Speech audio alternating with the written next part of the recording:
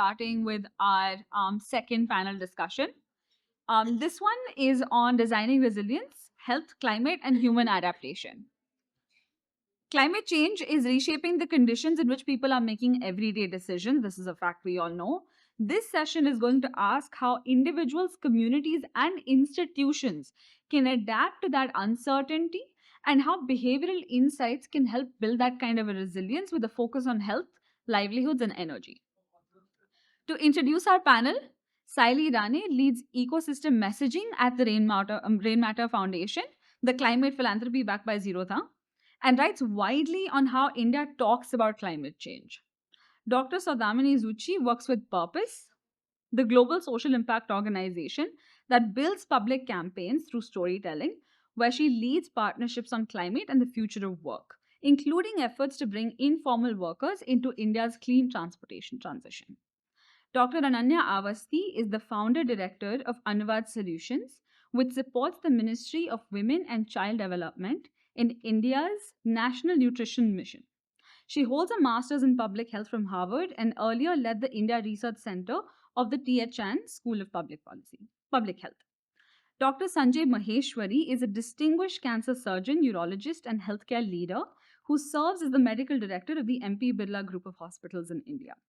Moderating today is our Director Research, Dr. Sharon Barnhart. Please welcome our panel. We welcome you all again, and thank you for joining us. I think we have a very interesting panel and discussion here today, but also a difficult one because it's very big issues, right? Climate, health, AI, behavior. It's a lot, it's a lot in one. So I thought maybe we would start off with one round of individual questions first. And I think, although they're individual questions, do feel free to jump in, right? A discussion is always more interesting than just one-sided things. But I do want to ask each one of you specific questions first, so we can really get a viewpoint from your expertise related to the topics today. And so my first question is for Dr. Maheshwari. Climate change is often described as environmental crisis, but more and more now is a health crisis. Given your long experience and leading a major hospital, we're interested in knowing if climate change are you already seeing signs of it being a health crisis? What are you seeing patients come in presenting with maybe differently now that you didn't see before? And then in terms of this, to think about kind of prevention, what would you like to see patients change? Either kind of, what kind of behavior change from patients might change what you're seeing people come in now? And do you think there's actually a role for AI in helping move this along? Good evening, everyone. Thanks, Sharon. First, making me part of this panel. See, I have been in rural healthcare for last 42 years in this country. Coming from a background of a very prestigious college of this country, Manipal, way back in 74, 76.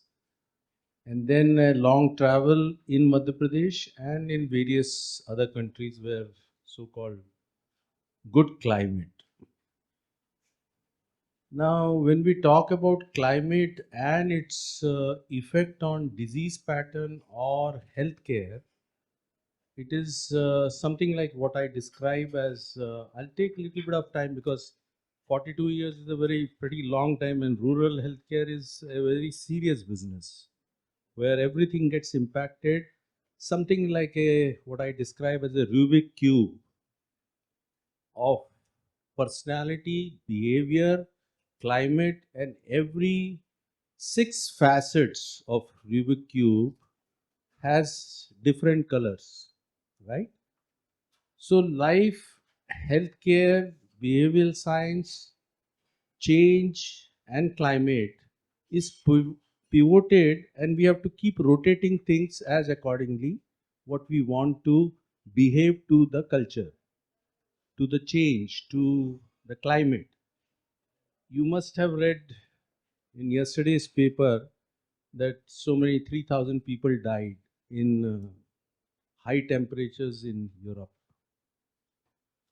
And same thing happens in our country. Delhi was very warm. and we don't have safe drinking water as yet.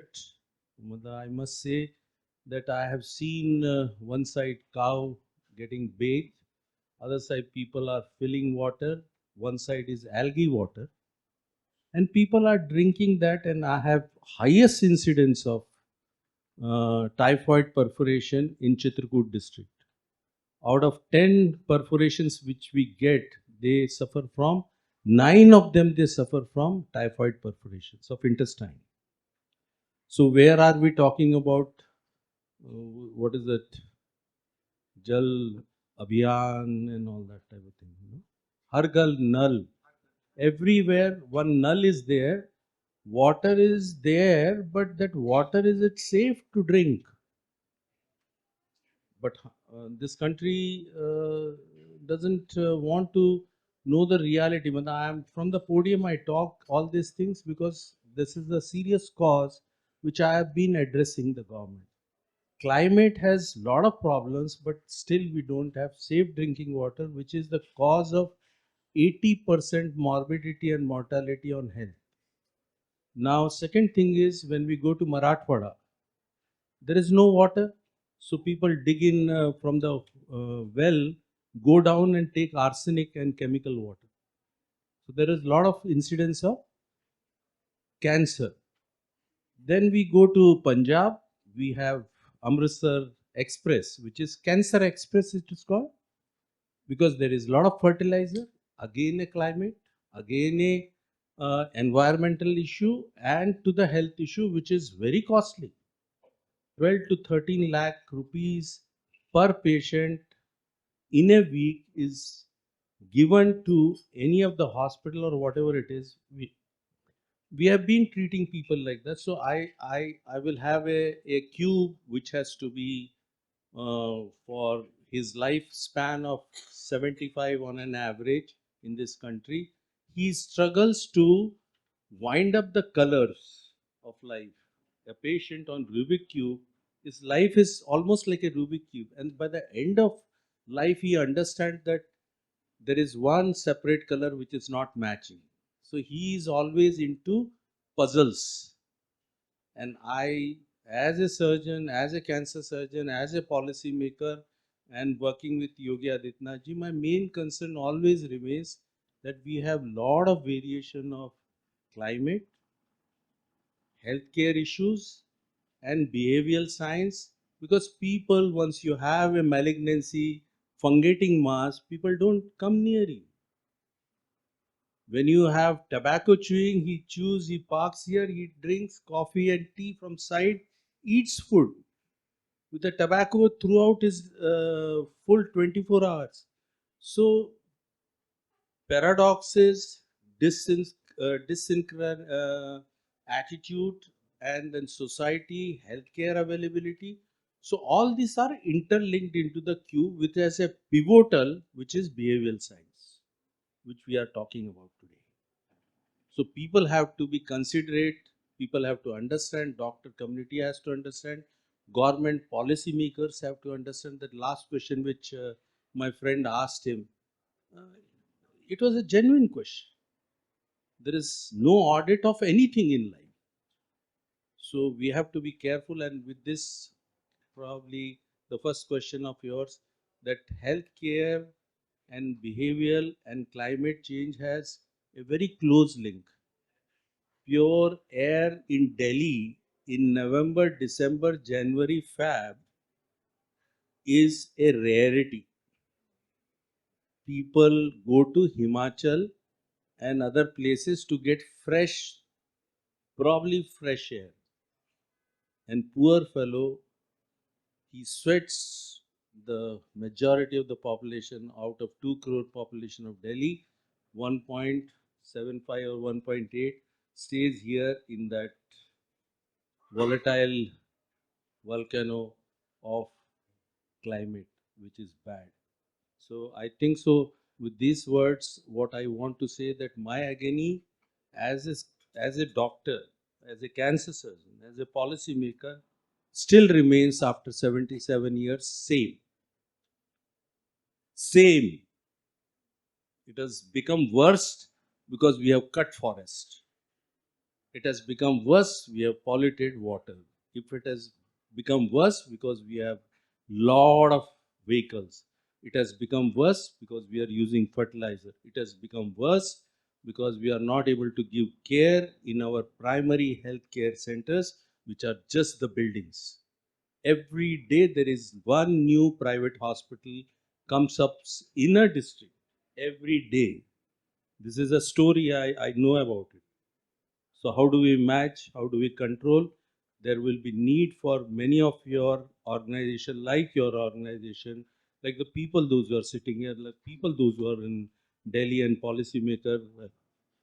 Ananya knows it much better, so we are discussing about that. But I think so there will be a great effort which is combined effort, holding hands, and then trying to make change, which our respected Awasthiji also spoke about, which our member of parliament also spoke about. I think so there will be great initiative of such kind which will help this country to go into a Viksit Bharat 2047. Thank you. I really like this metaphor of the Rubik's Cube, and in life we're all trying to line up all of the colors to flourish, right? So I think it's a great metaphor. Let's stay on the health theme for another minute or two, or a few minutes. So, Dr. Ananya, you work very closely in the field of nutrition. Right? So, how do you see climate impacting nutrition in the near future? And when you think about behavior change in this field, we know information is not enough, right? That we need more, and that there's probably a role for AI. So, what do you see the role for AI doing in your field? Is it things like predicting? Is it like personalizing advice, making digital health tools? How do you kind of think about getting out ahead of the problems that you anticipate using the new tools that we have now? Thank you. I will answer. So, the caveat is that I will answer from the space that I do know well, or probably I should say that I'm no expert on climate resilience or AI for that matter. Potion is the space that I work in, and so my perspective would be pretty much shaped with how we've seen nutrition play out in terms of policies, in terms of program implementation, and then what it means to the individual. So I'll answer both questions. You asked two questions on the impact that climate would have on nutrition and how best can that be understood, first of all, understood, quantified in a tangible manner, and then acted upon. And the second thing was, what role does AI have to play as far as healthcare and specifically when we talk of nutrition? So one of the, I think the best way to understand nutrition is not something that you can fix by giving a pill. And nutrition is also not something that you can fix by taking a malnourished woman or a malnourished child to a doctor too. So it's not something that, okay, I fix an appointment for a malnourished, probably an acutely malnourished child can be treated by a doctor, but a malnourished mother or a woman, if I fix an appointment with a private doctor in Apollo, that's not going to solve the problem of malnutrition. Why? Because nutrition has so much to do with behaviors. When we talk about, and within the ministry, we are always asked, and I think I'm sure all the organizations that work in this space, IEC ka content banao. We are always trying to make content. And then when we look at things like breastfeeding, so breastfeeding is not, again, a pill. Breastfeeding is not something that aapne service provider de diya and then, the mother suddenly knows how to breastfeed. I remember when I delivered in a government hospital in Lucknow, I realized that, oh my God, all this IEC I was doing on breastfeeding, okay, it should be early initiation, colostrum should not be discarded, 6 mahine tak exclusive breastfeeding karani hoti. And then I realized, okay, how do I really breastfeed? And what are the breastfeeding positions? And then I realized, okay, this is all about, this goes back to behaviors, this goes back to practices. When I have a 2-year-old child, okay, it's easier to say, aapko apne bacche ko complimentary food dena chahiye, which is upri ahar. But then what exactly? What kind of food? In an Indian context, what are you talking about? We talk about anemia. I mean, NFHS 6 does not have data on anemia, but NFHS 5 did. More than 67% children anemic in this country. So it's one thing to prod that lady to understand कि आपने अपने बच्चे का anemia का test कराया. And the second thing is, okay, if a child is anemic, besides the IFA supplementation and the medical advice, what should they really eat? And when they are having their IFA supplement, then they should not club it with a cup of tea. It's an inhibitor. उसके साथ नींबू पानी पीना चाहिए या guava खाना चाहिए, so that vitamin C will actually aid your absorption. So it all comes down to behaviors. And this is not something which can be fixed purely by giving them a medical advice. It is about changing behaviors. And since I'm talking about anemia, some of the formative ground listening exercise we did, and we were thinking, okay, what role can AI play in terms of giving customized advice? And then we realized, अच्छा, if you go out in a rural area and tell them कि आपको पता है anemia अगर आपको है तो आपको क्या खाना चाहिए, they're like, anemia क्या होता है? But they understand खून की कमी. So my mother doesn't know what does nutrition mean. So if I give her a chatbot which has all the evidence-based scientific content on nutrition, and or say my sister, and she has a 2-year-old, she will not ask this question ki, okay, what should we feed when we give complementary foods? She will not even know what complementary feeding is. We see so many directors and secretaries who join the ministry over and over again. It's a task to even explain what does a SAM child really mean. Acute malnutrition का मतलब क्या है?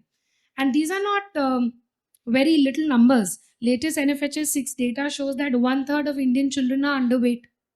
So what do you really do about it? It's not something you cannot provide private healthcare providers to every child and every beneficiary of an Anganwadi service.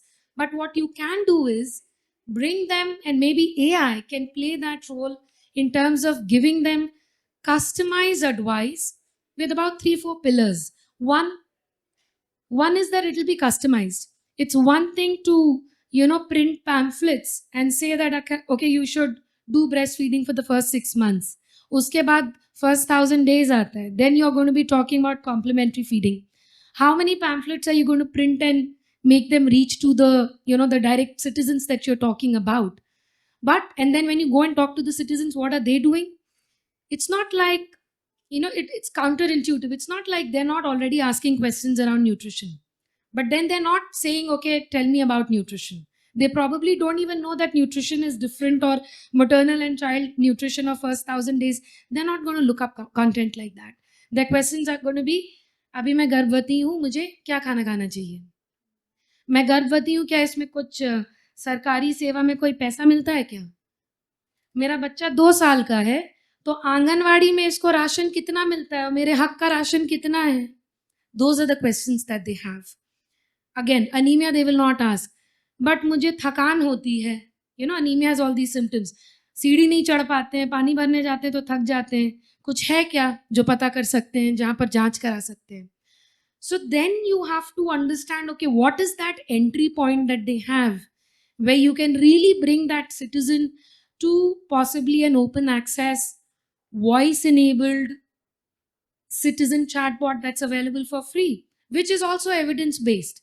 Because when we went for a Poshan Pathshala in Delhi schools, assuming in government schools where we did a Pathshala with the parents of children who attend government schools. Now they had another problem. They had the problem of misinformation. So पहले उन्होंने पूछा कि अच्छा ये वाला खाना खाने से जहर फैल जाता है. These are Delhi schools, huh?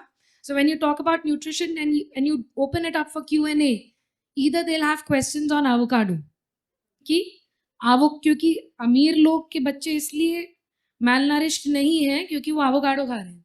You go to a slum, and we've done, these are real life use cases. You go to a slum and you are trying to counsel a mother कि तुम्हारा बच्चा anemic है, इसको खून की कमी है, इसको कुछ जूस पिलाओ, फल खिलाओ. Then she'll be like, आपको पता है नार कितने का आता है?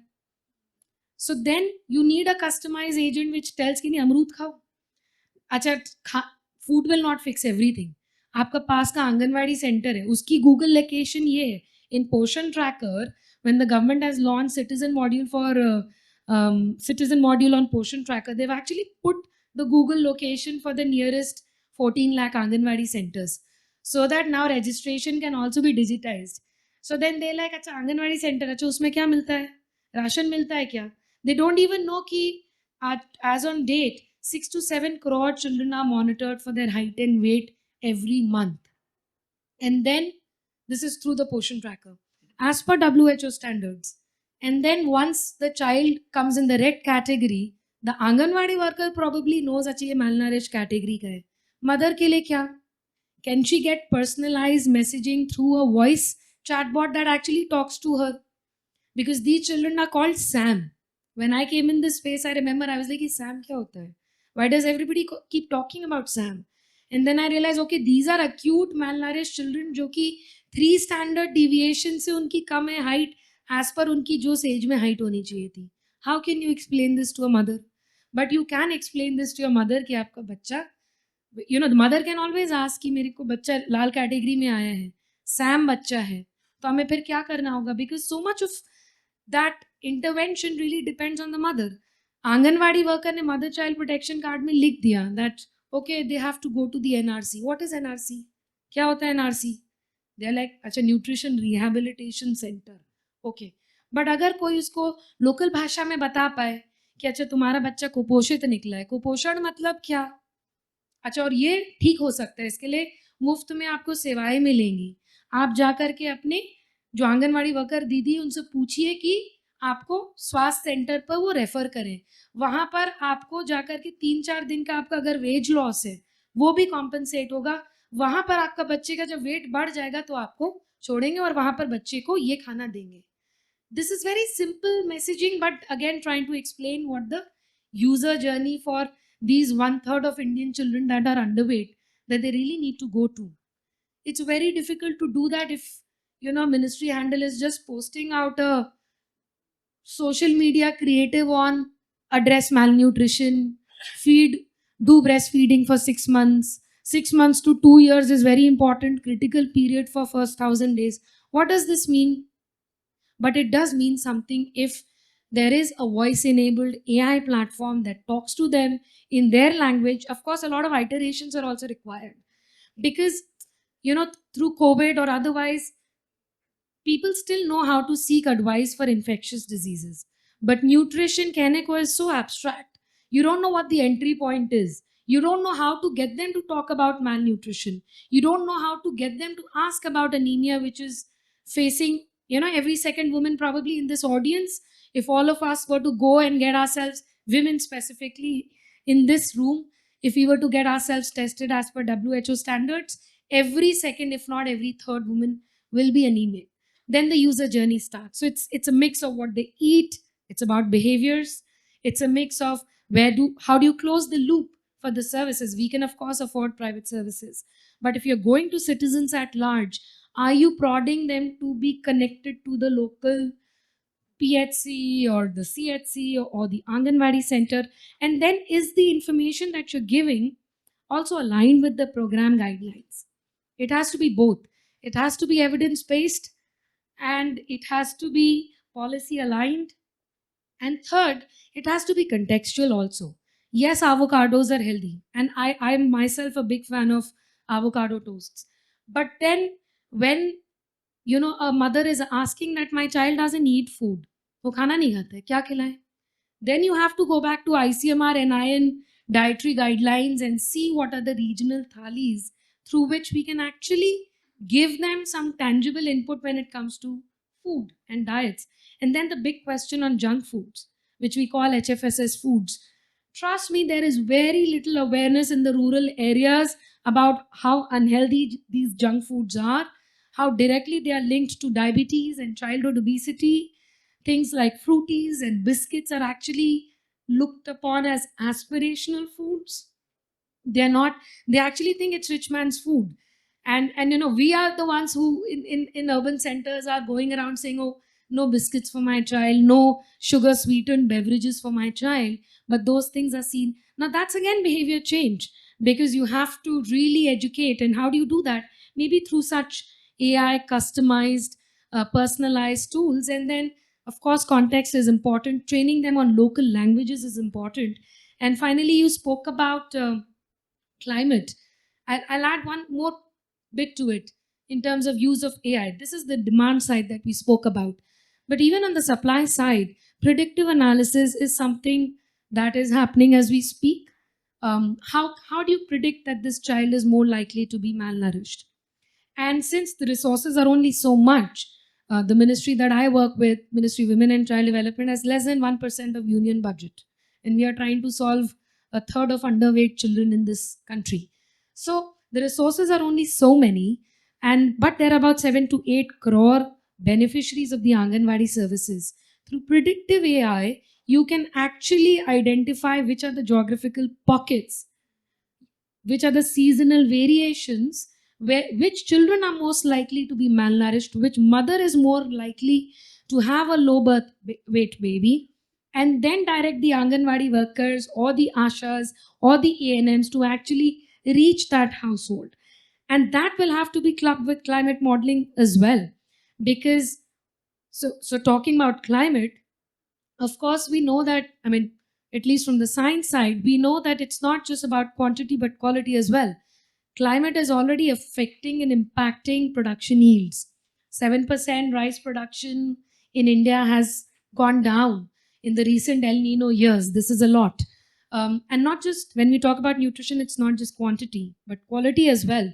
So, evidence is very clear that the protein, zinc, iron content of all the staples of rice, wheat, maize that we are eating is all depleting with the increased temperatures. So then predictive analysis will also mean how do you club climate risk, including extreme weather events, including extra support that you need to give to these vulnerable communities, but also identify these hotspots so that the limited services that we have are actually able to, really close the loop. And so that, and then it goes back to prevention, it goes back to comprehensive assessment. And again, if we are talking about climate resilience, you'll still need an interactive AI-based dynamic platforms that answers a lot of questions that they have related to nutrition, health, extreme health events, floods. So there's a lot disaster management. It'll all have to sort of speak together, especially because nutrition affects both women and children, and something like climate change is also going to be impacting the food they eat, the communities that they live in, the weather, the extreme weather conditions, and even things like infectious diseases are going to be on rise and probably going to be we'll have to target the same community, and pathways like health and nutrition can be used to provide them with climate resilience, so to speak. Thank you for that. So, I mean, you gave us a lot to think about, and we'll just pick up on the last thread, I think, of personalized and how we experience, and that we don't, most of us don't quite know yet all of these things are coming, right? That we're not experiencing it that way. But, one of the things that you do, Saidi, is work on, climate communications. And you and your team at Maine Matter are the people who are going to help us understand these risks and what's coming, right? And so the way that we experience climate change right now is more through like we're uncomfortable because it's really hot, or there's a water shortage, or there's air pollution, or maybe food prices are changing, right? So little by little, like we know what it is, right? But not the extent of it, not what's coming. So how do you think about climate communication in a way that's going to really spur us to take some action without terrifying us, without without producing too much fatigue or misinformation? Like there's so much that's coming at us. Like how do you think about this, and is AI helping it at all with this yet? Hey, thank you for having me, and thanks for that question, Sharon. Yeah, so I think climate communication is very tricky. There's no way to get it right. You are always either you're too gloomy, you're too technical, there's too much jargon, or you're too naive. So there is almost no way to get it right? So I think so. Yeah, it's a very tricky space to be in. Um, and yeah, so as in AI is impacting it in a lot of ways. So I'm going to talk a little bit about what I think are the big changes that are happening, and then a little bit about what could be potential opportunities and what are some things to really watch out for, like so what are risks, right? So see, it's really changing, and Sharon, you spoke in your in the in the that showcase in the morning about push and pull. So when there's information can either be pushed to people or people can pull information, right? And one thing that's really changing is how people pull information in the age of AI, because we've we've moved away from Google search to searching on chatbots. So most search has now moved away from Google to some chatbot. Um, and basically, what that means is there was one layer which was basically clicking on a link and then opening a website, and you saw what that website was or who was saying something, right? And we're kind of skipping that layer because you're only reading the AI summary, and most people are not actually looking at the sources of that AI summary, right? There is something, there's a term for it. It's called a zero-click search, which means you search for something, because now even if you search on Google, Google just gives you the AI summary, right? And like every other search engine, actually, it is it's actually trying to subdue links. So they only wanted to see the summary, right? Which means that you don't know where it is coming from. Uh, Actually, if you ask the question, it will tell you.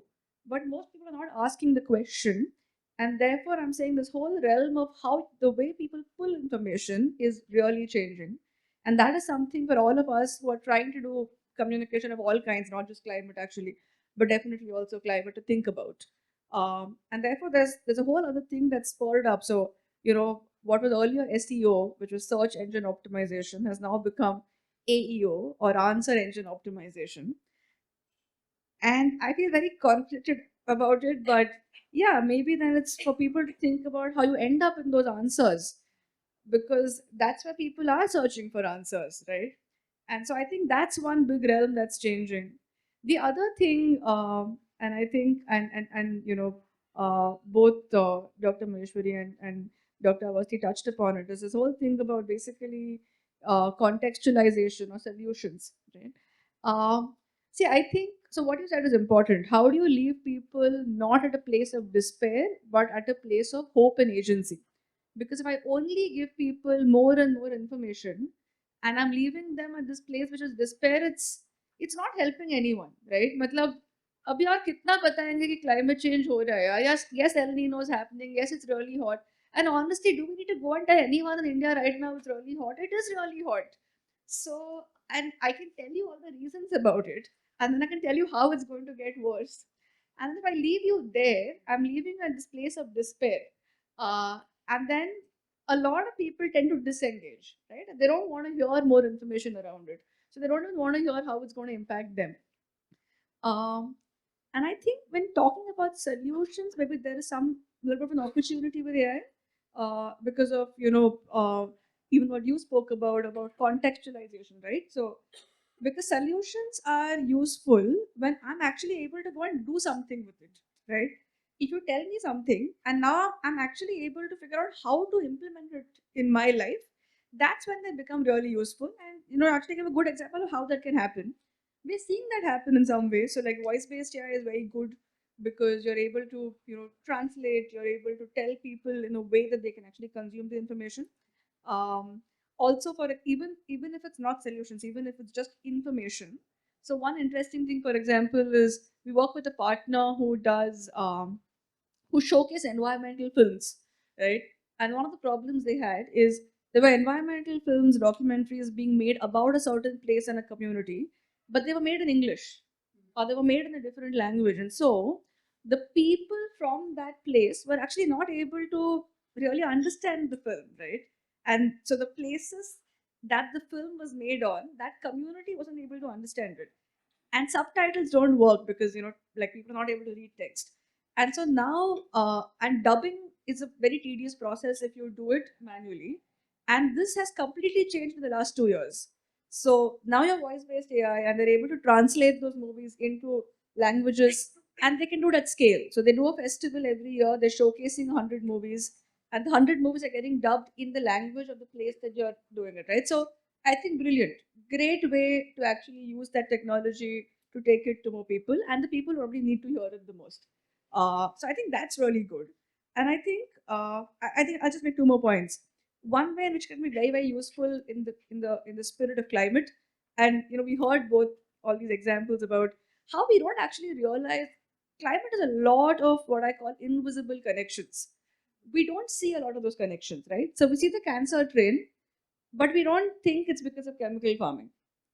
Like at least a lot of people don't see the invisible connections. We talk about renewable energy projects, but we'll not actually talk about the impact it has on biodiversity. Um, because so a lot of renewable energy projects end up needing a lot of space. If it's like a large scale solar farm, it is going to mean displacing biodiversity, which in a lot of cases has led to human wildlife conflict. And we look at all of these very disparate ways. I think one very good opportunity with AI is trying to surface these connections, because going beyond second degree connections has always been difficult for a person individually. But I think it's a lot more easier to do if you have a database and you give it certain kind of guardrails and ask it to surface these connections. So I think that's one opportunity. And I think finding these connections to find second, third, and higher order impacts is extremely essential because they're coming for us faster, than ever. And I think the last point is it's a little bit of I don't know, concern, something for us to watch out for.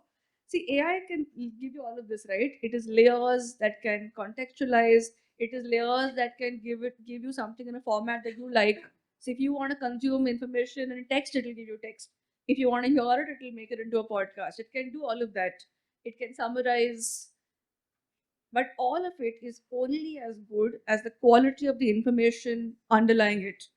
And so I think one big responsibility that all, like, as in we all have, if you want to do this well, is to make sure that the underlying quality of information is really good. And I think that's one thing that's really going to need focus. You need on ground information. So if I talk in the context of climate, you need on ground information on what's actually happening, right? It needs, otherwise, you're just going to have like layer and layer of AI, like slop, for the lack of a better word. Um, and I think so with all of this, the Nestle, you always needed good on ground data, but it is just much, like, it's never been more important, I think. To get that primary data, to make sure it's good quality, to test it. Yeah, and we need a lot more people to do that. Or we need to find ways to integrate that into what people are already doing. I learned so much from you, Siley. I'm gonna talk to you after the panel as well about AERs and all these other things. But let's turn now to kind of the community approach to this with Dr. Sunamini. So much of climate adaptation, it's not as if it started at the same time AI started, right? It's been happening in communities with frontline workers, with women's groups, social networks, lots of support organizations that have started working on this a long time ago. And AI is supposed to have this promise that it'll help those people do that job better. And so I think we'd all really like your insights on, is it happening yet? Is it realistic? What do you think the potential is really from your experience, where maybe the things community workers are doing aren't replaceable by an AI, and when maybe they're supportable? And what's your take on it? Thank you, Dr. Sharon. And I think the bane and the boon of going in the end is that you can end up paraphrasing everything that the panelists have said before you. But I think to shift the framework a little bit from irreplaceability to complementarity would make better sense, because specifically at grassroots levels, relationships and trust are what build the conversation, and that trust cannot be built by AI. AI can create fortitude and can create resilience around the trust and relationships that frontline worker, ASHA workers, SHG groups, etc. all have.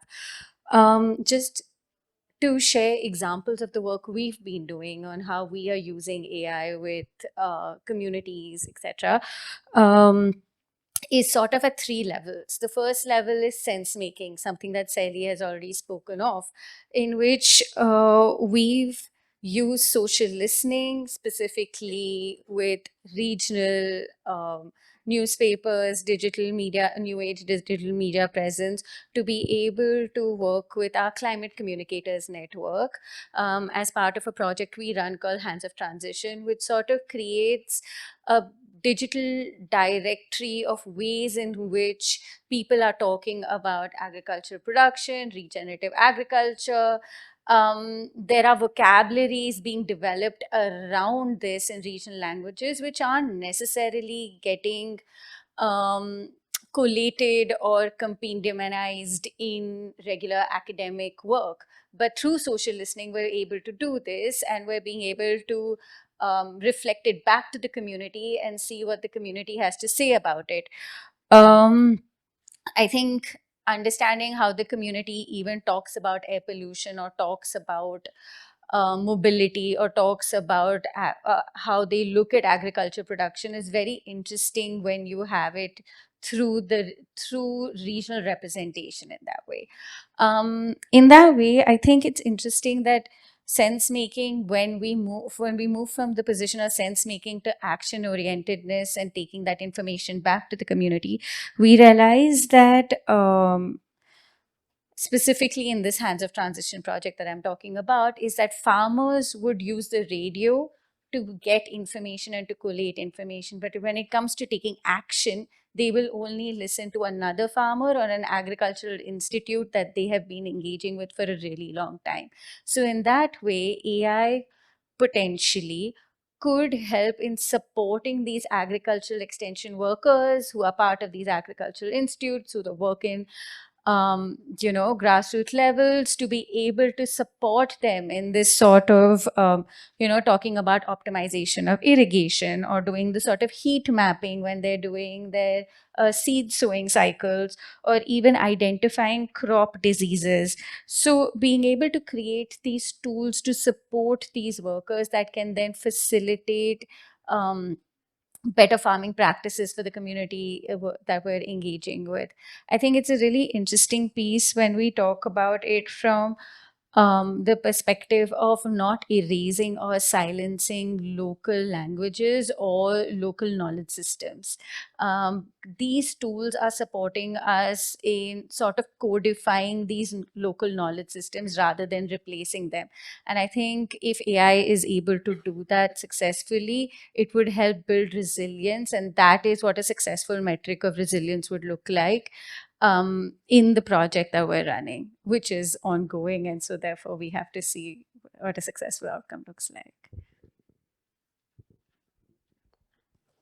So all of you have talked about, really interesting things that are going on and difficult problems and complexity. There's a lot of complexity in all of your answers, and there's history.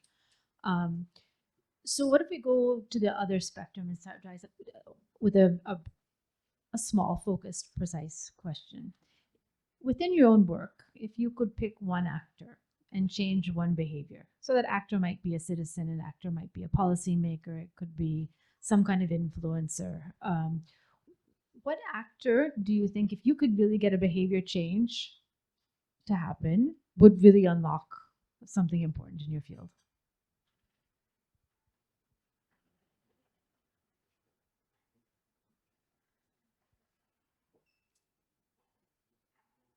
Please.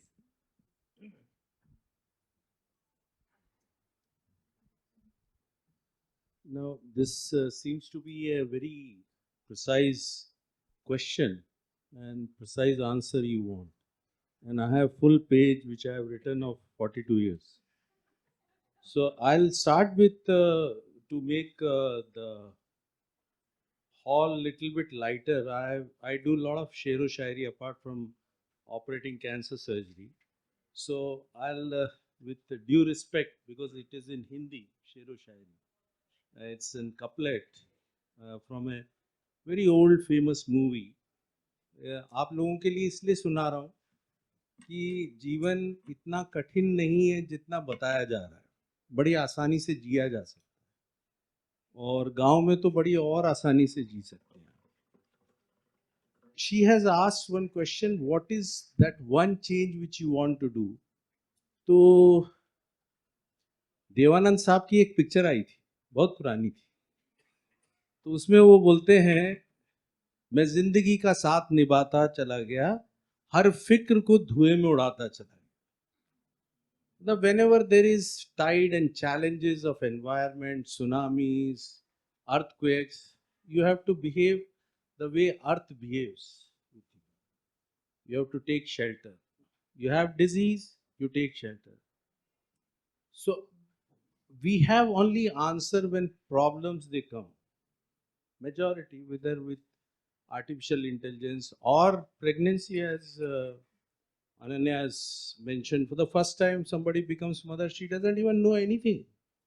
और अब तो दादा और दादी और mummy के साथ रहते नहीं है लोग, बाग दूर रहते हैं तो कंफ्यूजन रहता है, फोन पे ही बातें होती हैं तो पूछते हैं कि वो क्या खिलाऊं क्या खाऊं, उसको सर्दी हो गई है, उसको somebody is having cold, kid is just born, उसको लूज मोशन हो रहा है, उसका पेट फूल रहा है, वो रो रहा है, मेरे को समझ में नहीं आ रहा है मम्मी क्या करें। तो इसमें mitochondrial inflammation, I am talking about science now, we have lot of problems which we don't understand. मतलब मैं तो मेरे साइंस की बात कर रहा हूँ, जो चीज़ मुझे पता है, लेकिन कोई मुझे बोलेगा कि somebody is pregnant and उसको जल्दी से कुछ करना है, सिजेरियन होना है, और somebody is born, he needs help. So that is the time when crisis starts in life. So चाहे वो कभी खुद पे कभी हालात पे रोना है और हर बात पे रोना है. There is so much of population. We talk about Western world. When we see data, तो Lithuania में the population of the capital of Lithuania is only 1 lakh. And here if you go outside in to come to from one hotel to this place, it takes about 2 hours. So there are problems which are different in Western world. And if you want one answer that what I should do, so I always say that be prepared from the experience of the past, from your parents. Just sit with them and ask them कि बच्चा होगा तो क्या करना है? What should I eat? Nutrition के बारे में we did lot of work in nutrition in rural healthcare में. So we used to make panjiri, a mixed panjiri which is made during the Janmashtami time, and laddus of gond and other things which my mother used to give to my wife when she was pregnant. अब वो सब चीज़ें भूल गए.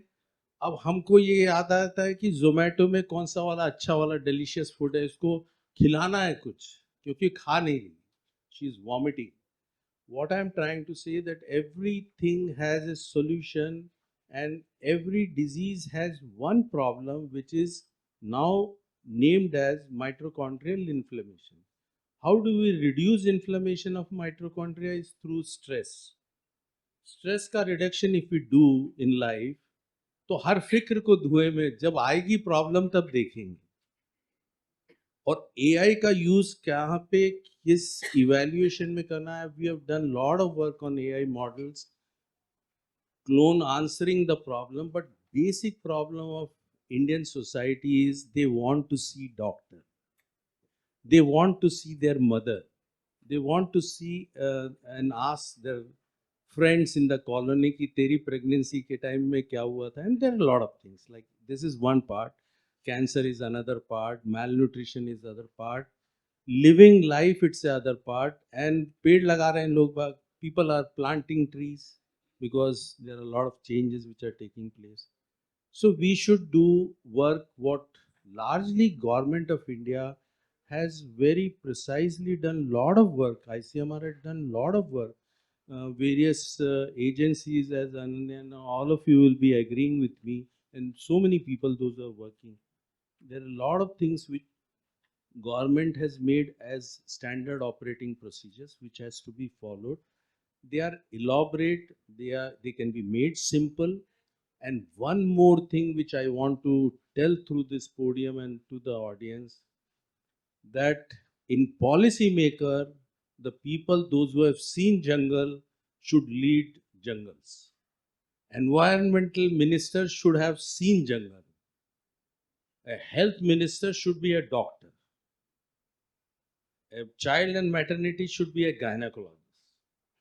That, or they should be part of that policy making, which is not happening in this country at all.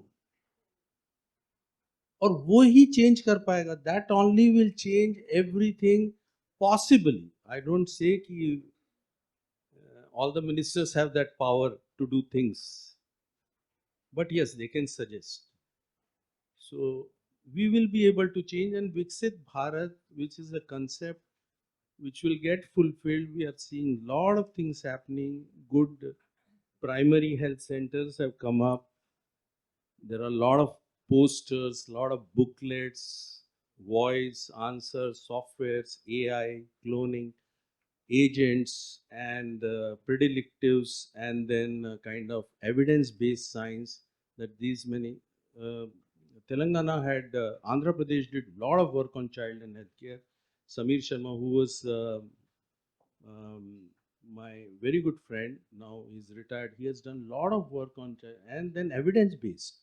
So I think so we should take some models which are successful models and implement them into various states and various community, and NGOs also should take that. That's my kind of suggestion to the podium.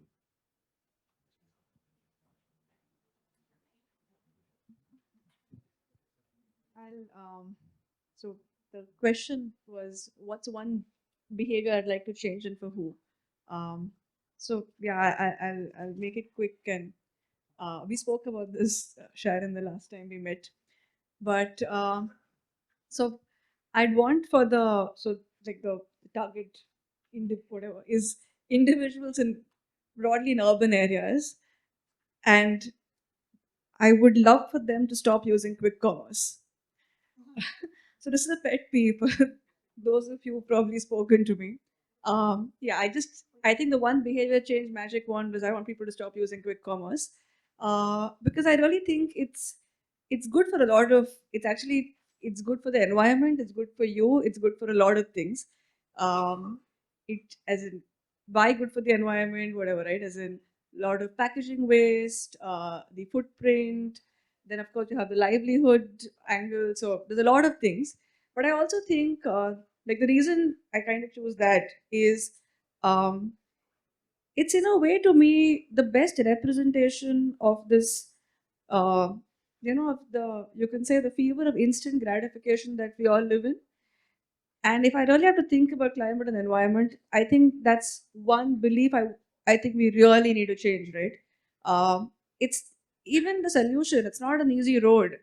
And so to me, it's almost like, it symbolizes that. And so I think if we can get rid of that, uh, it maybe also changes an underlying belief. Yeah, so that's fine.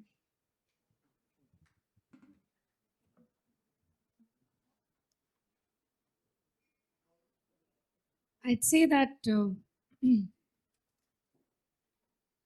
India, we typically follow trends, and whether we like it or not, but urban trends, influencer trends go a long way, whether you like it or not. But that's how, at least as far as our team's understanding is, that's how people are picking up behaviors. And in rural areas, influencers may not just be your Bollywood influencers, but influencers might be their regional vernacular influencers who have a big following, and you might have not even heard about them. And they'll have millions of followers, and they may not all be actors.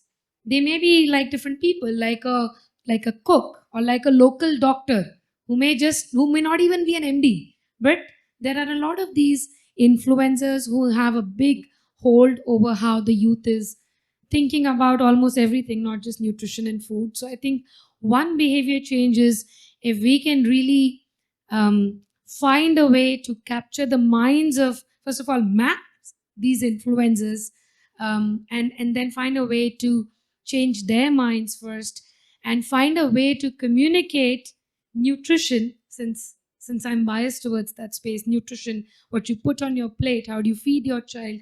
If you can find a way to communicate that in a language that people understand, in a format that they find interesting, and so I think that would really go a very, very long way in terms of making talking about nutrition, picking up healthy nutrition practices.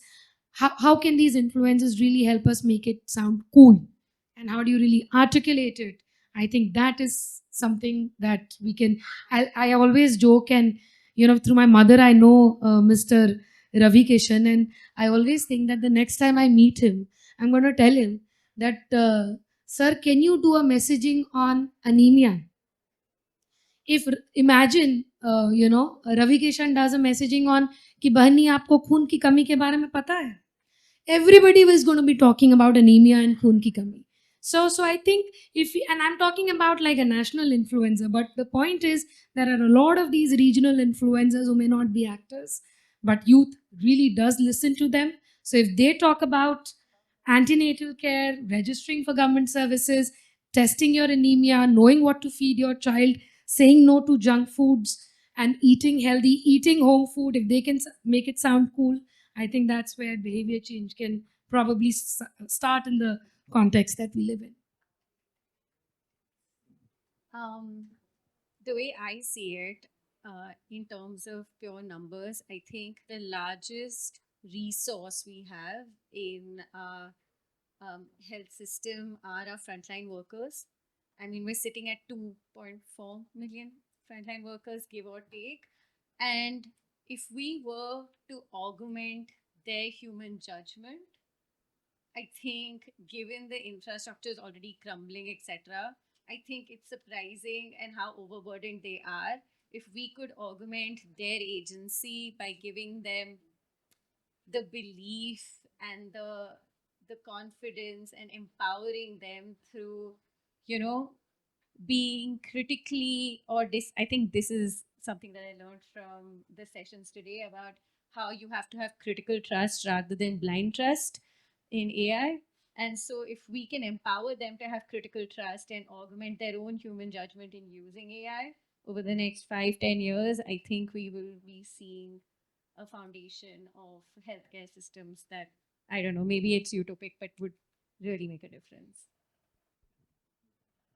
So these are all amazing answers. I wish we had like a lamp we could rub right now and get a genie to come out and grant all of these for us. So it's a great metaphor as well. The way food is important to our human development and our human intelligence. This basic data quality. The data is the food for our artificial intelligence. Huh? Good.